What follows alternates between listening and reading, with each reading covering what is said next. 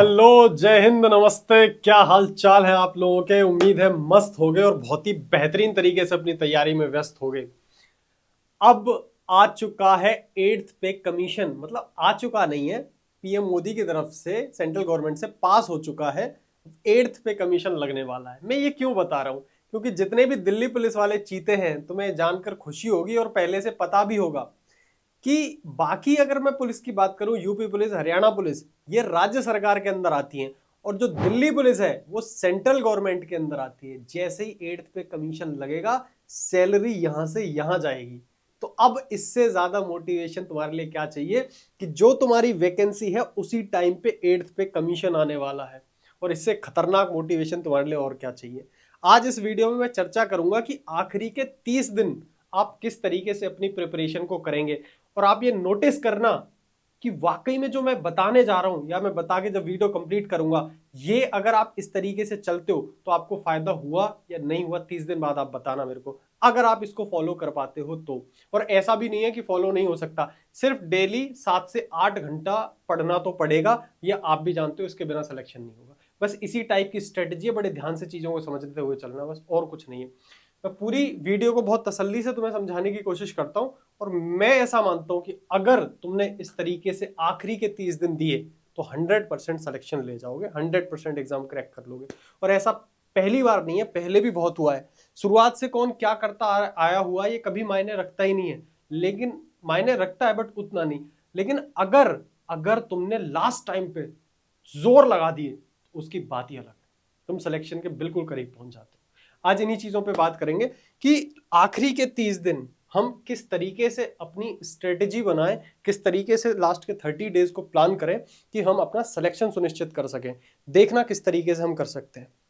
आओ, एक चीज मैं स्टार्टिंग में बता देता हूं, जिन बच्चों को मैथ से दिक्कत है, अभी आप दिल्ली पुलिस का एग्जाम दे रहे हो, आने वाले टाइम में एनटीपीसी का भी एग्जाम होगा, 12th वालों का भी, ग्रेजुएशन वालों का भी। आपको एक चीज मैं बताना चाहता हूं कि 5 नवंबर तारीख याद रखना, कुछ बढ़िया तुम्हारे लिए आने वाला है। कौन सी तारीख? 5 नवंबर, बस इतना याद रखो। फिलहाल मैं वीडियो स्टार्ट करता हूं।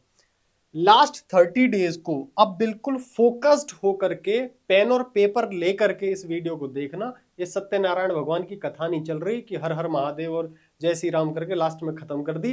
कथा नहीं है, पेन पेपर लो और ध्यान से बैठो। अब देखो इधर, अब आते हैं हम अपने टॉपिक पे। लास्ट 30 दिन की हम स्ट्रेटेजी बना रहे हैं, 30 दिन का प्लान, कि हम आखिरी 30 दिन में ऐसा क्या करें कि हमारे मार्क्स जितने बढ़ने चाहिए उससे कहीं ज्यादा बढ़ सके। मैं आपकी क्या हेल्प कर सकता हूँ वो सब चीजें देखो। मैं आपको बहुत तसल्ली से, मैंने खुद ये स्ट्रेटेजी खुद प्लान की है पूरे 30 दिन की। देखो, सबसे पहले आखिरी के 30 दिन हमें सिर्फ रिवीजन करना चाहिए। क्या करना चाहिए? रिवीजन करना चाहिए। रिवीजन हम कब कर सकते हैं? जब हमारा सिलेबस कंप्लीट हो गया हो। तो पहले तो वो बच्चे सुन लो कि अगर आपका सिलेबस अभी तक कंप्लीट नहीं है तो मेक श्योर करो शुरुआत के 7 दिन, मतलब 1 तारीख से 7 नवंबर तक। अच्छा, ये जो स्ट्रेटेजी है मैं इस हिसाब से बना रहा हूं, हम ऐसा मान के चल रहे हैं दिसंबर में पेपर होगा और दिसंबर की पहली तारीख में ही पेपर हो जाएगा। आप सब लोग भी अपने दिमाग में यही बिठा के रखो कि 1 दिसंबर को हमें पेपर देने जाना है, हमारे पास किसी भी हालत में आखिरी 30 दिन बचे हैं। ये आप अपने दिमाग में बिठाओ। अब देखो, 7 डेज मतलब 1 तारीख से 6 तारीख तक, या 1 तारीख से 7 तारीख तक, 7 तारीख तक मान लेते हैं, ये जो तुम्हारा शुरुआत का एक हफ्ता है, इसमें अगर तुम्हारा सिलेबस रह गया है तो किसी भी हालत में complete your syllabus at any how. अगर अभी भी तुमने सिलेबस कंप्लीट नहीं कर पाए तो फिर समझ लो आप अंत तक अपना सिलेबस कंप्लीट नहीं कर पाओगे। तो लास्ट के 7 डेज, चाहे 8 घंटे पढ़ना पड़े चाहे 10 घंटे पढ़ना पड़े, आपको किसी भी हालत में सिलेबस सबसे पहले कंप्लीट रखना है अपना। अगर कुछ सिलेबस रह गया है तो कितना भी रिग्रेसली मेहनत करनी पड़े, इन 7 दिनों में किसी भी हालत में आपको सिलेबस कंप्लीट करना है। ये चीज आप मेक श्योर करोगे, वादा करना कि हाँ भैया, नीचे कमेंट में भी डालना कि हम 7 दिन में अपना सिलेबस किसी भी हालत में निपटाएंगे। ये तुम्हारी जिम्मेदारी है। अब बात करते हैं आगे के 21 दिन। अब 21 दिन के लिए मतलब 8 से 30 नवंबर अप्रोक्स आप ये मान के चलो, इसमें हम सिर्फ जो अब तक हमने पढ़ा है हम सिर्फ वो रिवीजन करेंगे, इसके अलावा कुछ नहीं करेंगे, ना इधर देखेंगे ना उधर देखेंगे। बस भाई हमने इतना पढ़ लिया है, अब इसे हम घोट के पी जाएंगे कि पेपर में जाके ऐसा ना हो कि यार याद तो आ रहा, यार पढ़ा तो था, अरे यार याद नहीं आ रहा। वो सब नहीं होना चाहिए। जितना पढ़ा है उतना किसी भी हालत में हम पक्का करेंगे, किसी भी हालत में। उसमें से गलती नहीं करेंगे पेपर में। और मैं एक बात और बता रहा हूं, अगर तुम पढ़ा हुआ गलती नहीं करके आओगे तो 100% सिलेक्शन हो जाएगा। कई बार तो बच्चा सिर्फ इसलिए सिलेक्ट नहीं हो पाता कि जो पढ़ के जाता है वो उसमें भी गलती करके आता है, एग्जाम के प्रेशर की वजह से, लैक ऑफ रिवीजन की वजह से। आज तुम्हारी लैक ऑफ रिवीजन वाली समस्या खत्म कर दूंगा बिल्कुल। ठीक है, बात आ गई समझ में। अब आगे की प्लानिंग क्या है, देखो 30 दिन 7 से 8 घंटे पढ़ने के लिए तैयार रहना। नहीं पढ़ सकते, वीडियो यहीं बंद करो, जाके इंस्टाग्राम पे रील देखो। ठीक है, 30 दिन 7 से 8 घंटे पढ़ना है। अब इतना भी स्ट्रिक्ट नहीं है कि कई बार क्या होता है 30 दिन हमने पढ़ना शुरू किया, चौथे दिन हमें कुछ गड़बड़ हुई और हम नहीं पढ़ पाए, तो ऐसे में आपको 3 मौके दूंगा कि 3 दिन आप स्किप कर सकते हो, लेकिन मजबूरी में करना। पूरे 30 के 30 दिन पढ़ सको बेस्ट है। मैं जानता हूं अगर आप 5वें दिन इसको नहीं फॉलो कर पाए तो आपको मोटिवेशन नीचे आ जाएगा, छठे दिन से तुम फॉलो करना बंद कर दोगे।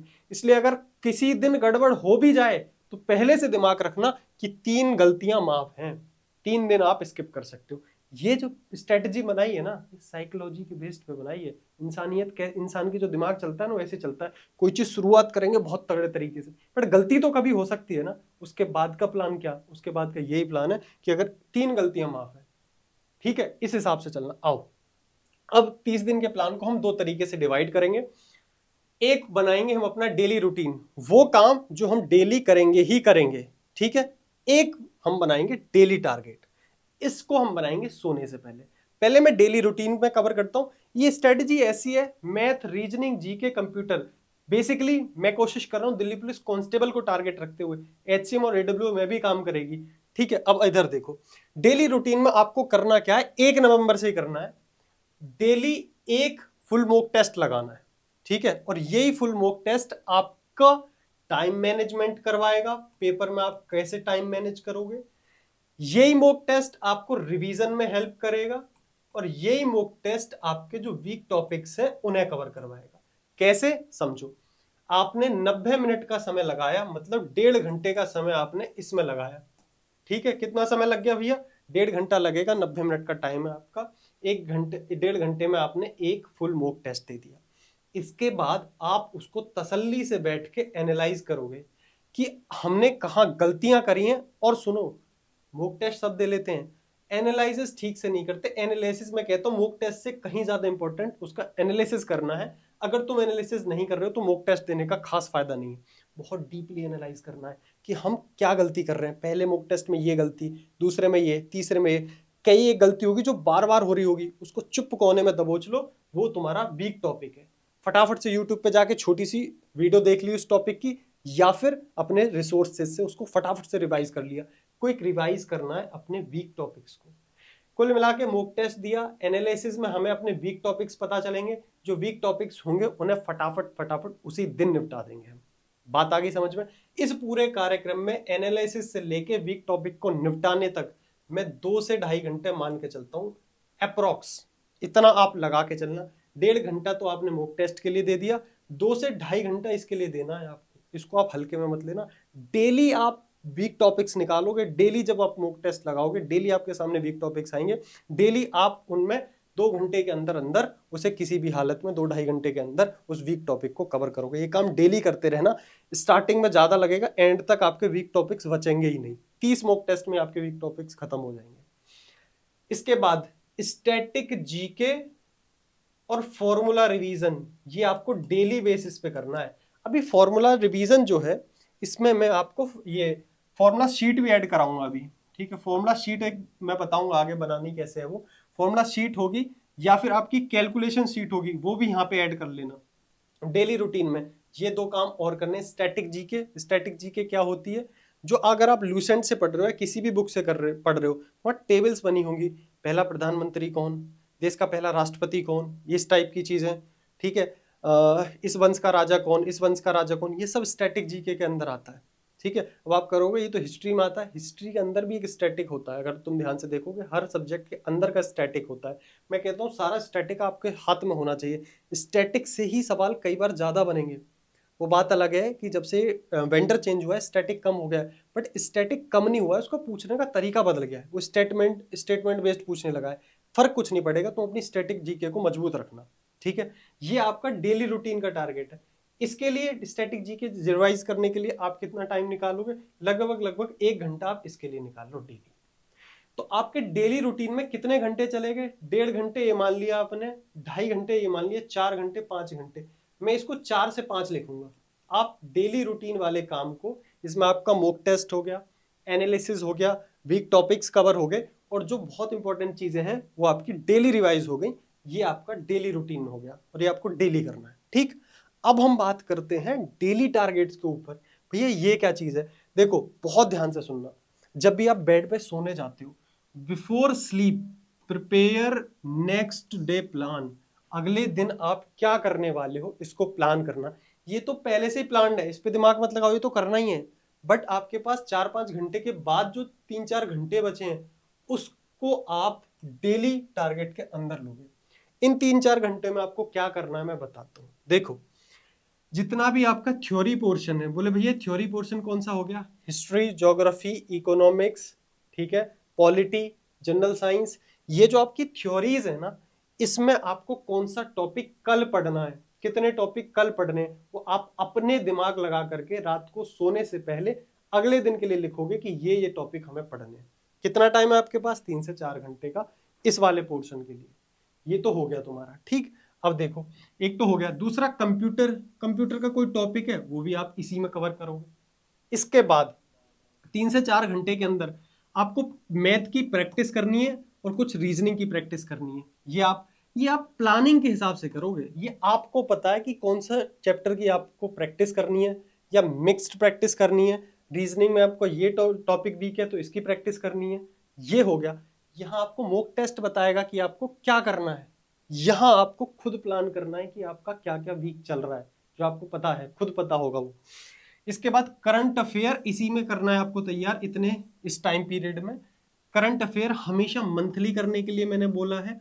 इसके अलावा डेली करंट अफेयर नहीं पढ़ना, वीकली भी पढ़ लेना, मंथली इंपॉर्टेंट है, मंथली में सब कवर हो जाता है। इसके अलावा आपके स्पेसिफिक टॉपिक्स है, स्पेसिफिक टॉपिक, हालांकि मैंने स्टैटिक में ही वो बोल दिया है कवर करने के लिए, लेकिन स्पेसिफिक टॉपिक होते हैं। जैसे वोल्केनो है, आपका कवर नहीं है तो आप यहाँ आप अपनी चीजें लिखोगे। मान लेते हैं बायोलॉजी में आपको लंग्स पढ़ने हैं या बायोलॉजी में आपको रेस्पिरेटरी सिस्टम पढ़ना है, ठीक है, वो तुम्हारा कमजोर है, तो यहाँ तुम एक रात पहले जब आप अपनी टारगेट बना रहे होगे, क्या टारगेट, जब आप डेली टारगेट लिख रहे होगे, तो यहाँ पे आप वो लिखोगे कि मेरे को रेस्पिरेटरी सिस्टम कवर करना है, मेरे को ज्योग्राफी में वोल्केनो कवर करना है, मेरे को ज्योग्राफी में नदियां, रिवर्स कवर करनी है, वो आपने यहाँ लिख लिया। थ्योरी पोर्शन का जो भी मटेरियल है वो आप डेली टारगेट में लिखोगे। और मैं आपसे एक रिक्वेस्ट करता हूँ, डेली काम करना, डेली, बहुत ज्यादा मत करना, थोड़ा थोड़ा डेली करना। इस डेली टारगेट में 4 से 5 चीजों से ज्यादा मत लिखना, उतना लिखना जितना कर सको। 3 से 4 घंटे होंगे तुम्हारे पास डेली टारगेट पूरे करने के लिए। ये आपको डेली, और जैसे ही होता जाए फटाक से उस पर या तो टिक लगाओ या उसको काट दो। इस काटने और टिक लगाने में बड़ा मजा आएगा, एक बार तुम करके देखना।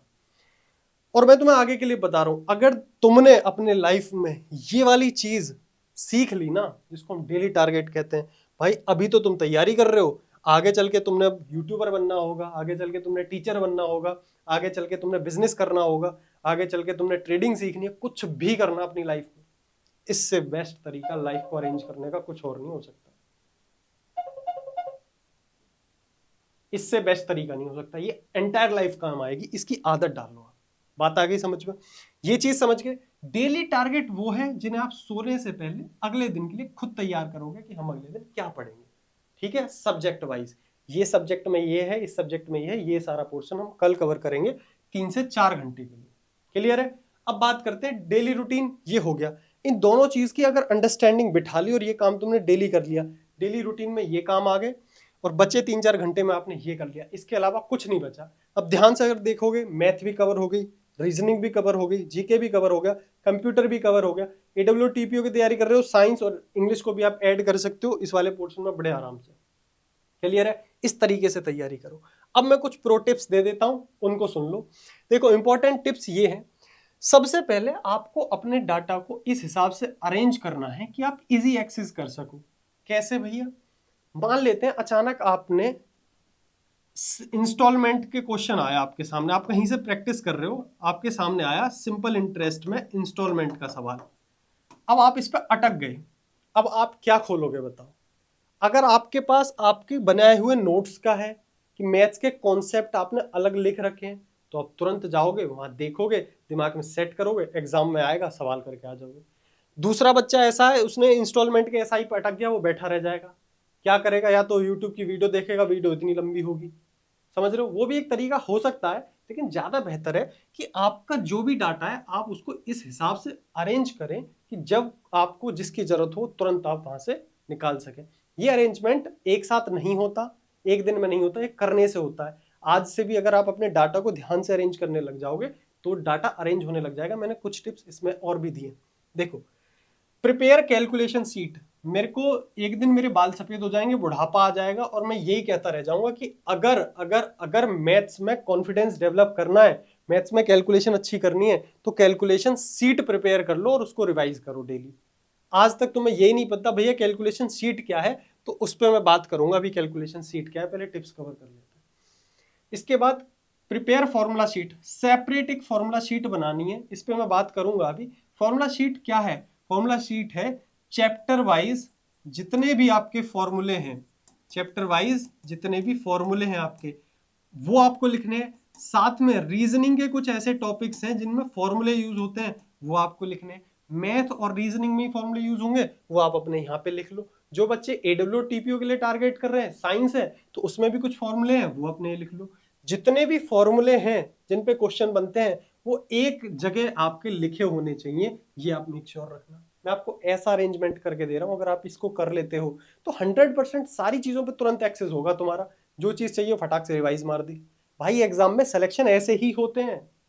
अब तुम दिन रात पढ़े जा रहे हो, कुछ पता ही नहीं चल रहा कितना पढ़ लिया, कितना पढ़ना बाकी है, कहां से कॉन्फिडेंस आएगा तुम्हें? एक बार पूरे सिस्टमैटिक चीजों को चलाने की कोशिश करो।